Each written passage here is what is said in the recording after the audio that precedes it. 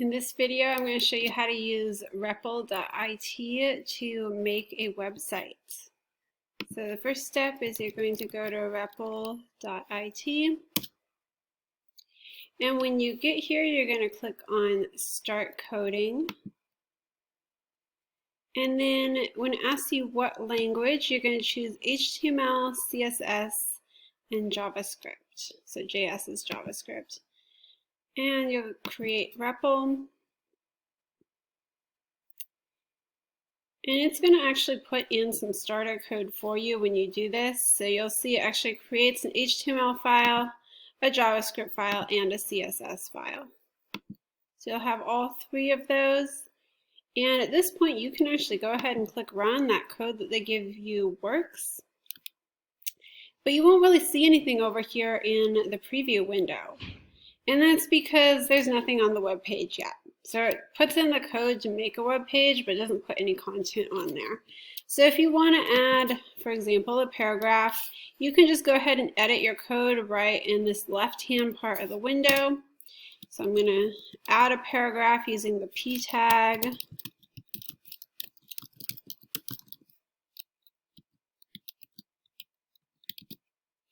So that's how we add a paragraph. And then if I want to see what that looks like on my web page, I just click run.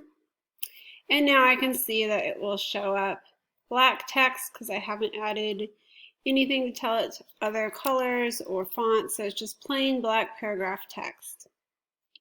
Now, one thing you're not going to see in this preview window is if you change the title. So the title controls what's in the tab.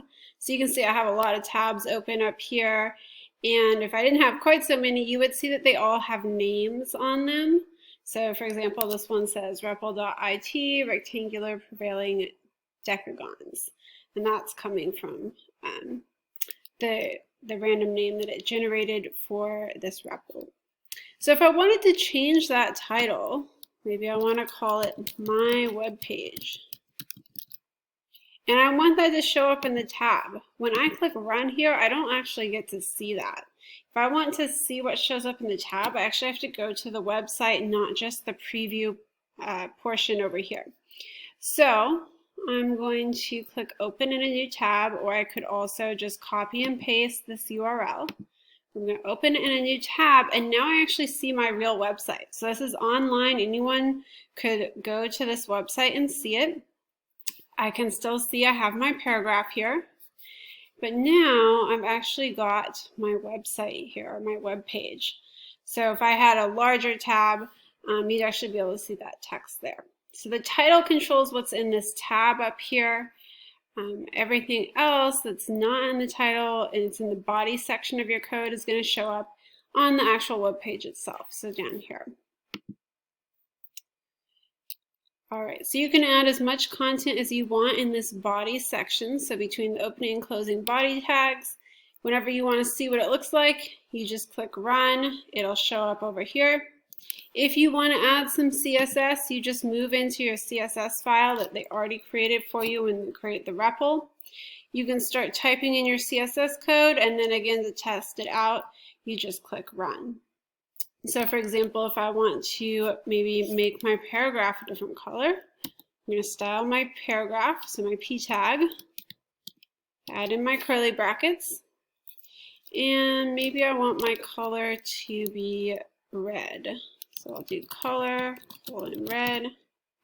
And for more info on CSS, you can look at some other resources. I'm not going to go into that right now. I just want to show you how to type it in here and view your web page.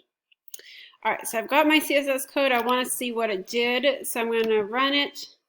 And my preview shows that, in fact, my paragraph is now red. And if I want to look at my actual web page, I'm going to go back here, and it's still black because I haven't refreshed.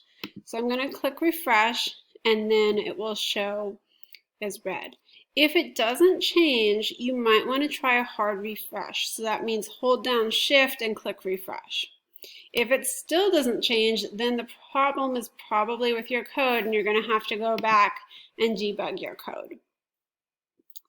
All right, so that's how you add your code. Now to save your code, because we haven't logged into repl, you don't want to just close your tab because you won't be able to come back to your code.